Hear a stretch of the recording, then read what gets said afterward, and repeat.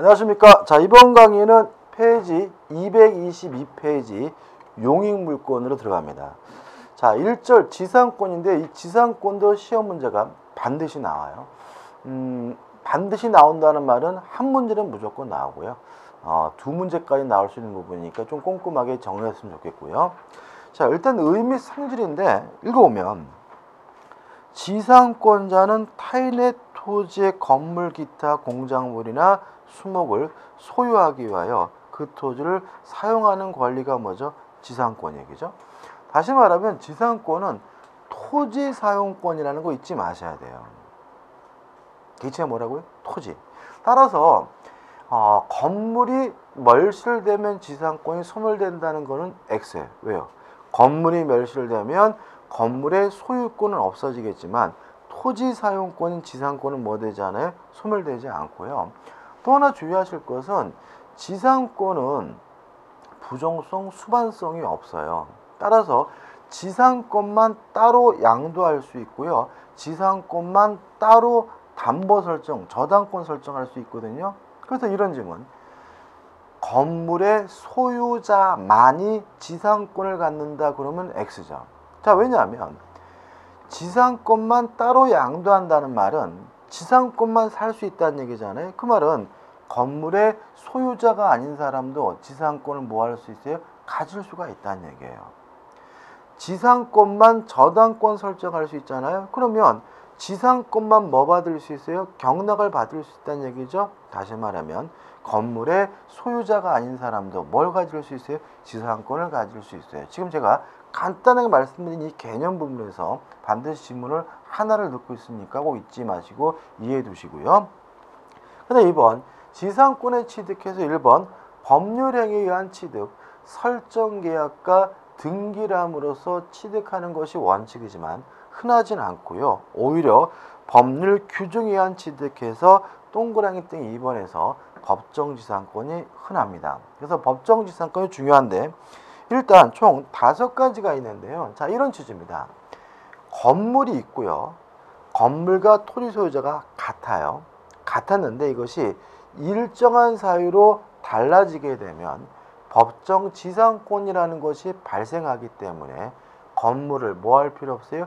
철거할 필요가 없다. 이게 뭐죠? 법정지상권이에요.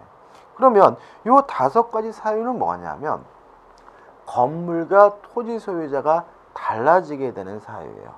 기억. 전세권이 설정된 후에 토지와 건물의 소유자가 달라지면 법정지상권이 발생해요. 유의하실 것은 법정지상권을 취득하는 사람은 전세권자가 아니라 전세권 설정자, 건물의 소유자라는 거 주의하시고요. 니은번 저당권 실행으로 토지와 건물의 소유자가 달라지는 경우에는 법정지상권이 발생해요. 니은이 가장 중요한 법정지상권인데 그럼 이것도 이렇게 되는 거죠. 건물이 있고 건물과 토지 소유자가 같았는데 저당권 실행으로 달라지게 되면 법정지상권이 발생한다는 얘기죠. 항상 머릿속에 잊지 말아야 될 것은 뭐냐면 저당권 설정 시 건물이 있어야 돼요. 저당권 설정 시 건물과 토지 소유자가 같아야 돼요.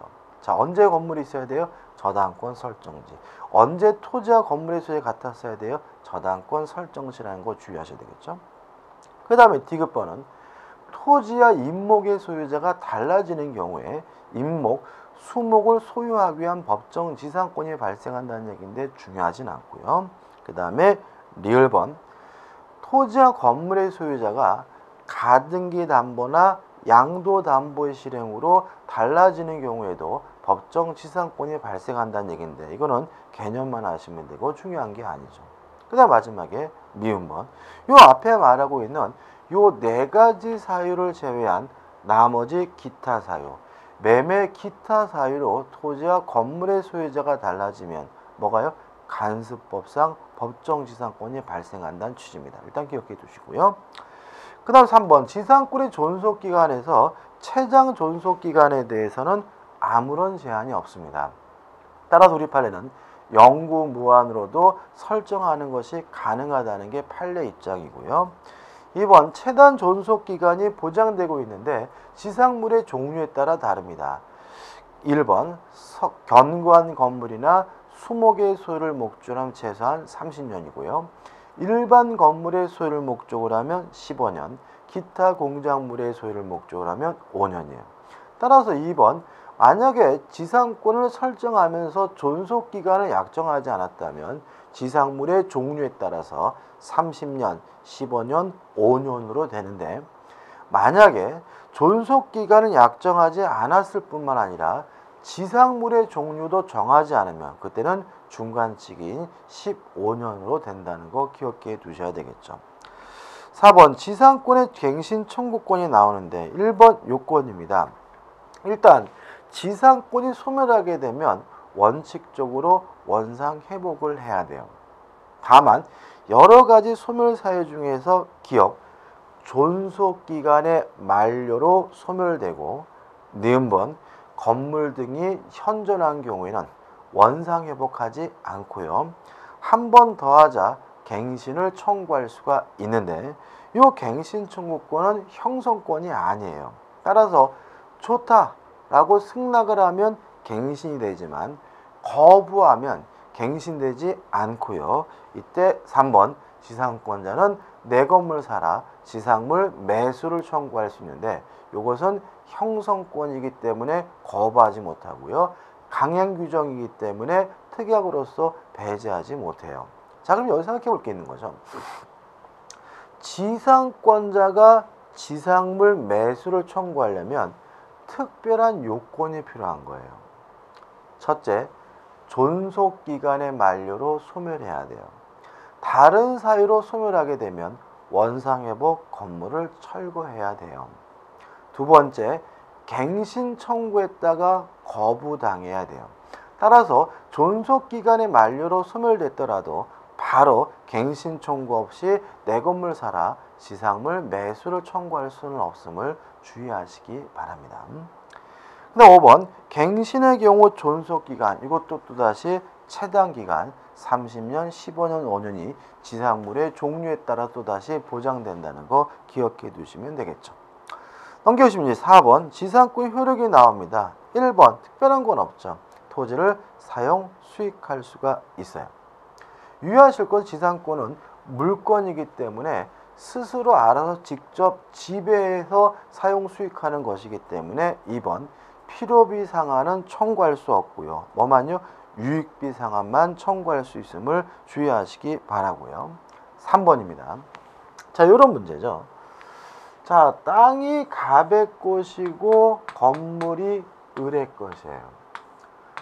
을이 토지에 대해서 뭘 가지고 있냐면 지상권을 가지고 있다면 이 지상권의 범위는 원칙적으로 건물의 밑바닥 땅에만 한정하는 것이 아니라 그 건물을 소유하기 위해서 필요한 범위에서 주위 공지까지 확장이 돼요. 근데 요 을이 건물을 철거했어요. 그래도 지상권은 뭐 되지 않아요? 소멸되질 않아요. 그 말은 을은 그 토지에 대해서 지상권이 있기 때문에 또다시 건물을 뭐 할 수 있다는 얘기예요? 신축할 수 있다는 얘기죠. 근데 을이 어떻게 건물을 지었냐면 요렇게 지었어요. 요랬을 때 또다시 확장이 되느냐? 그거는 아니다. 존속기간과 범위는 철거된 구 건물을 기준으로 해서 결정된다는 거 꼭 기억해 두시기 바랍니다. 그 다음 5번 지상권의 소멸에서 1번 지상권 소멸 사유 한번 보시면 될 것 같고요. 2번 지상권 설정자에게 소멸 청구권이 인정이 됩니다. 요건은 2년 이상의 치료를 지급하지 않은 경우에요. 주의할 점은 두 가지인데 첫째는 2년이라는 것에 대해서 우리 판례는 2년간이 아니라 2년치, 2년분으로 이해한다는 점입니다. 다시 말하면 2년 동안 안 내야 소멸 청구당하는 것이 아니라 조금씩 안 낸 것이 나중에 합산해 보니까 몇 년치가 되면요 2년치가 되면 소멸 청구할 수 있다는 입장이고요. 두 번째 주의할 점은 자기가 소유하고 있는 기간 동안 2년치가 돼야 됩니다. 자, 무슨 말이냐면 땅 소유자가 바뀌었어요. 전 토지 소유자가 못 받은 돈이 1년치, 내가 못 받은 돈이 1년치, 합산해 보니까 2년치. 소멸 청구할 수 있느냐? 없다. 왜냐하면 자기가 그 토지를 소유하고 있는 기간 동안 못 받고 있는 돈이 몇 년치가 돼야 돼요? 2년치가 돼야지만 소멸 청구할 수 있다는 것도 꼭 기억해 두시기 바라고요. 2번 지상권 소멸의 효과. 1번 원칙적으로 원상 회복해야 됩니다. 다만 2번 지상권 설정자는 토지 소유자죠. 때려 부시는 것이 아깝다 하면 그 건물 나한테 팔아라 라고 지상물 매수를 청구할 수 있고요. 이 지상물 매수 청구권도 형성권이기 때문에 지상권자는 정당한 이유 없이 거절하지 못한다는 것도 기억해 두시면 되겠죠. 우측의 메뉴에 3번 필요비 상한은 청구하지 못하고 유익비 상한은 청구할 수 있는 것으로 해석이 됩니다. 그 다음 특수지상권에서 1번 구분지상권. 자, 어디를 구분하느냐? 땅 속의 특정층과 공중의 특정층을 구분해서 설정하는 것이 구분지상권인데 두 가지를 주의하시면 됩니다. 첫째, 구분지상권의 목적에서 수목은 제외됩니다. 따라서 건물, 기타 공작물 및 수목을 소유하기 위하여 그럼 뭐가 돼요? X가 되고요. 이 부분은 항상 수목이 있는지 없는지를 확인하시는 습관을 가져야 되고요. 그 다음에 두 번째, 건물 구분지상권을 설정하려면 토지 소유자와 설정 계약을 하고 등기를 해야 됩니다. 근데 토지 소유자 외에 다른 권리자가 있다면 다른 권리자가 피해를 보기 때문에 다른 권리자 전원의 동의를 얻어야 구분지상권을 설정할 수가 있다는 거. 이 두 가지만 주의하시면 됩니다. 그 다음 2번 분묘기지권인데 의인은 분묘를 소유하기 위해서 남의 땅을 사용할 수 있는 권리가 분묘기지권입니다. 이것도 조심할 점은 뭐냐면 토지 사용권이라는 거죠. 다시 말하면 그 분묘의 소유자는 묘에 대해서는 소유권이 있고 토지에 대해서 뭐가 있어요? 분묘기지권이 있는 것이지 분묘기지권 자체가 분묘에 대한 권리가 아님을 주의하시기 바랍니다. 이러한 분묘기지권은 관습법상 물권이기 때문에 발생 원인이 필요한데 2번에서 발생 원인이 나왔죠. 셋 중에 한 가지 원인이 필요합니다. 첫째, 기억 소유자로부터 승낙을 얻든지 아니면 20년간 점유함으로써 취득시하든지 아니면 임야를 거래하면서 분묘 처리에 관한 특별한 특약이 없든지 셋 중에 한 가지 원인을 가지고요. 요건은 반드시 시신이 있어야 되고요. 반드시 봉분이 있어야 됩니다. 분묘기지권은 관습법상 물권이기 때문에 등기 능력이 없어요. 등기를 할 수가 없습니다. 따라서 대외적으로 분묘기지권이 있다는 사실을 보여주는 공시 방법이 필요한데 그게 뭐예요? 봉분인 거죠. 따라서 평정한 경우에는 뭐죠? 분묘기지권이 인정되지 않음을 주의하시기 바라고요. 4번 존속기간 원칙적으로 약정기간 동안 존속합니다. 체당기간이 보장되지 않음을 주의하시기 바라고요. 다만 존속기간에 약정이 없다면 수호하고 봉사하는 한 계속된다는 것도 기억해 두셔야 되겠죠. 넘겨보시면 5번 범위가 나옵니다. 이거하고 비슷해요. 봉분, 밑바닥 땅에만 인정되는 것이 아니라 그 분묘를 수호하고 봉사하기 위해서 필요한 범위에서 주의공지까지 확장이 되고요. 주의하실 것은 매장 및 묘지 등에 관한 법률이나 장묘 등에 관한 법률에서 규정하고 있는 묘지 면적 제한은 받지 않음을 주의하시기 바라고요. 니은번 분묘에 가면 이렇게 뒤에 이렇게 말발굽 모양의 언덕이 있는데 그거는 있는 묘도 있고 없는 묘도 있죠. 그 말은 뭐냐면 그 사성은 분묘의 필수적 구조물은 아니라는 거예요.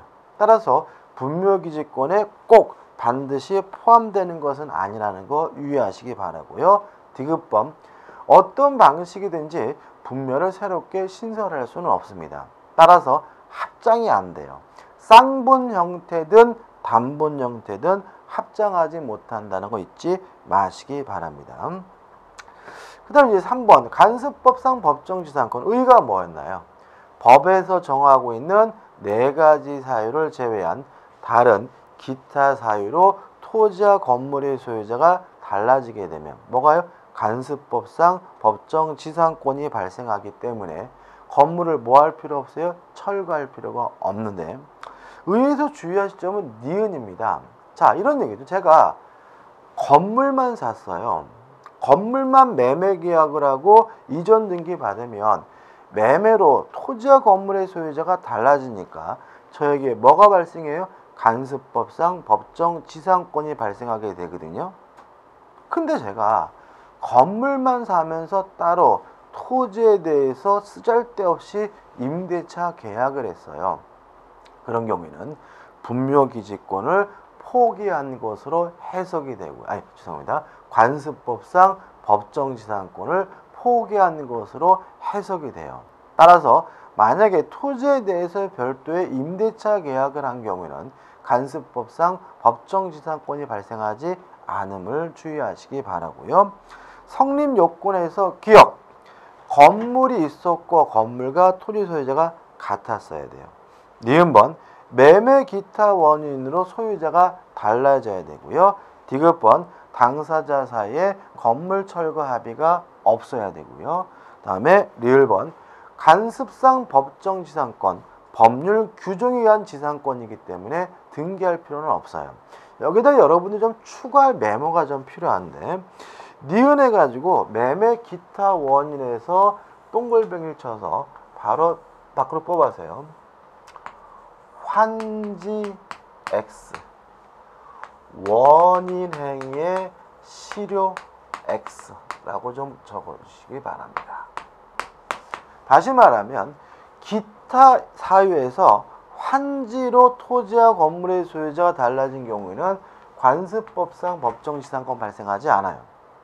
원인행위의 실효, 무효, 취소, 해제 등으로 토지와 건물의 소유자가 달라지는 경우에는 관습법상 법정지상권이 발생하지 않아요. 꼭 기억해 두시고요. 그 다음에 토지가 공유인 경우는 이렇게 메모해 두시면 돼요. 지분을 처분하는 경우 X, 분할의 경우 O. 다시 말하면 이런 얘기입니다. 토지가 공유인 경우에 만약에 공유 지분이 처분됐다는 이유로 토지와 건물의 소유자가 달라진 경우에는 간습법상 법정지상권이 발생하지 않아요. 다만 공유 토지 분할로 토지와 건물의 소유자가 달라지는 경우에는 관습법상 법정지상권이 발생해요. 요거 좀 메모해 두시고 추가로 꼭 기억해 두시기 바랍니다. 그 다음 2절에서 이제 뭐로 들어갑니까? 지역권이 들어갑니다. 의가 뭔가요? 내 토지의 편익을 위하여 남의 땅을 쓸 수 있는 권리가 지역권이고요. 용어가 중요한데 편익이 필요한 땅, 편익이 요구되는 땅, 이걸 우리가 요역지라고 하고요. 편익을 승인해야 될 땅, 편익을 인정해 줘야 될 땅, 이걸 우리가 뭐죠? 승역지라고 합니다. 보통 이제 우리가 지역권을 설명할 때는 이렇게 그림을 그리게 돼요. 이렇게 도로가 이렇게 있는데 여기는 갑의 땅이고 여기는 을의 땅이에요. 을이 도로로 통행하기 위해서 갑과 만나서 통행하기로 설정 계약과 등기를 함으로써 을은 뭘 취득하게 되냐면 통행 지역권을 취득하게 되고요. 통행 지역권이 필요한 땅, 요구되는 땅, 을의 땅이 뭐가 되죠? 요역지가 되고요. 편익을 주는 땅, 요 땅이 뭐가 되죠? 승역지가 되는 거죠. 여기서 시험 문제 아주 잘 나오는 건 뭐냐면 요역지는 한 필지 토지여야 하고요. 편익을 주는 승역지는 한 필지 토지의 일부라도 상관이 없다는 걸 꼭 기억해 두시기 바랍니다. 우측의 성질에서 1번 지금 말씀드렸고요. 2번 유상무상을 불문하고 3번 영구무한으로도 지역권 설정이 가능하다는 것이 학설의 태도고요. 지역권의 특질에서 1번 비한정적, 어떠한 내용도 가능하다. 이런 말이 나와요. 무슨 말이냐면 지상권과의 차이점입니다. 지상권은 뭐냐면 건물 등을 소유하기 위해서 남의 땅을 쓸 수 있는 권리다 보니까 지상권을 취득하는 사람은 원칙적으로 건물의 소유자이어야 하는 거죠. 원칙입니다. 다만 지역권은 토지의 편익을 위하여 남의 땅을 사용하는 것이니까 요 땅으로부터 편익을 받는 사람이라면 소유자든 지상권자든 전세권자든 임차권자든 뭐는 취득할 수 있어요? 지역권은 취득할 수 있는데 이걸 우리가 뭐죠? 비한정적이라고 합니다. 그 다음에 비배타적이고 3번 공용적 성격을 띱니다. 무슨 말이냐면 자, 우리가 물건은 배타성이 있다는 말은 똑같은 물건에는 똑같은 내용의 물건이 중복해서 존재할 수 없다는 뜻이고요. 이 물건의 배타성 때문에 뭐가 나오냐면 일물일권주의라는 게 나오는 거거든요. 근데 지역권은 배타성이 없어요. 따라서 똑같은 내용의 지역권이 똑같은 토지에 중복해서 존재할 수가 있어요.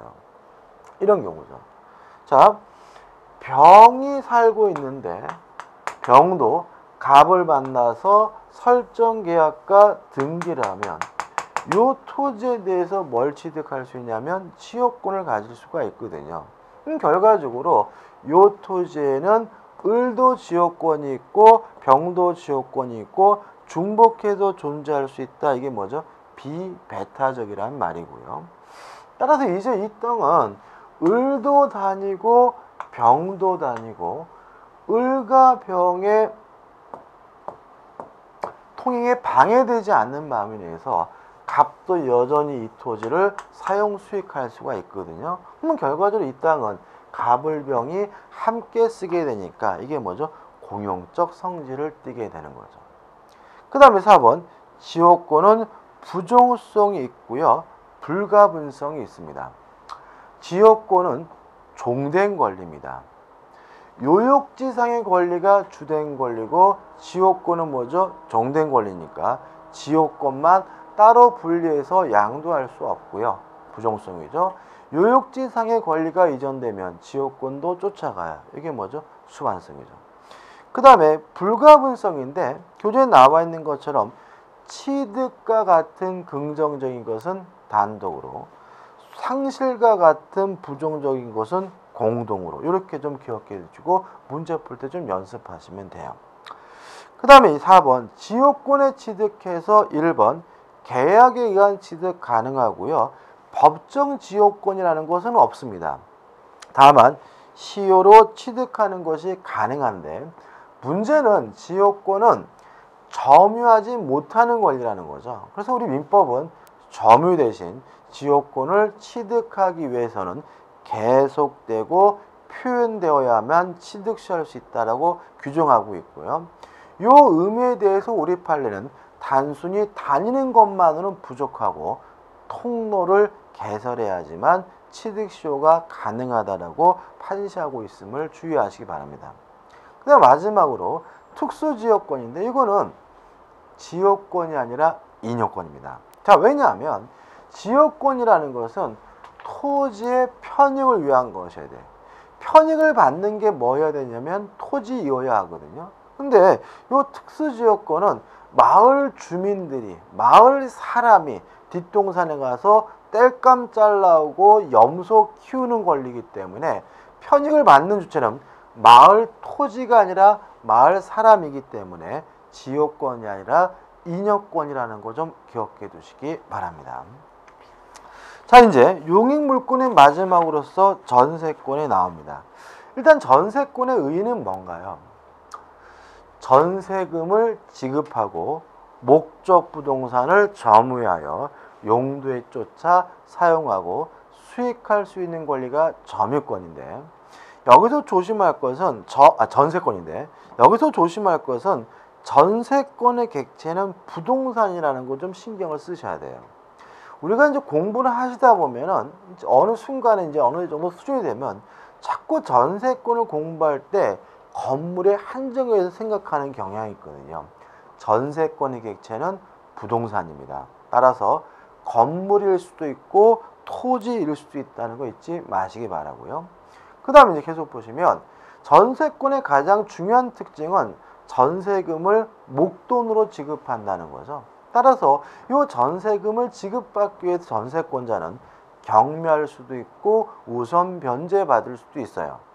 따라서 전세권은 기본적으로 용익 물권이지만 경매할 수 있다, 우선 변제받을 수 있다, 담보 물권적 성질도 아울러 가지고 있음을 유의하시기 바랍니다.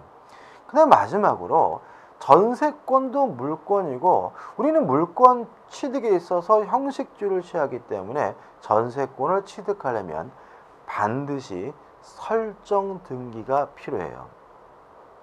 따라서 임대차와 전세, 임차권과 전세권을 구별하는 기준은 설정 등기를 했는지 안 했는지 가지고 구별하게 됨을 주의하시기 바랍니다. 따라서 전세 계약을 하고 전세금을 지급했더라도 전세권 설정 등기를 안 했다면 그것은 전세권이 아니라 임대차고요. 전세권 설정 등기까지 해야 비로소 뭐가 되냐면 전세권이 되는 것임을 유의하시기 바랍니다. 자, 2번 전세권의 존속기간인데 1. 설정행위로 기간을 정한 경우에서 1번 채장기간을 제한하고 있습니다. 아무리 길어도 10년 넘지 못하고요. 2. 전세권의 경우에는 원칙적으로 차단기간을 보장하지 않습니다. 다만 건물에 관한 전세권의 경우에 존속기간을 1년 미만으로 약정했으면 그때는 최소한 1년이 보장이 됩니다. 여기서 조심할 것은 뭐냐면 전세권은 원칙적으로 1년이 보장되는구나 라고 이해하시면 안 된다는 거예요. 자, 왜냐하면 전세권의 객체는 부동산이잖아요. 근데 1년이 보장되는 것은 부동산 중 뭐에 대해서만요? 건물에 대해서만. 또 건물의 경우에도 1년을 보장하려면 존속기간을 약정하긴 하되 1년 미만으로 약정해야 되는 거예요.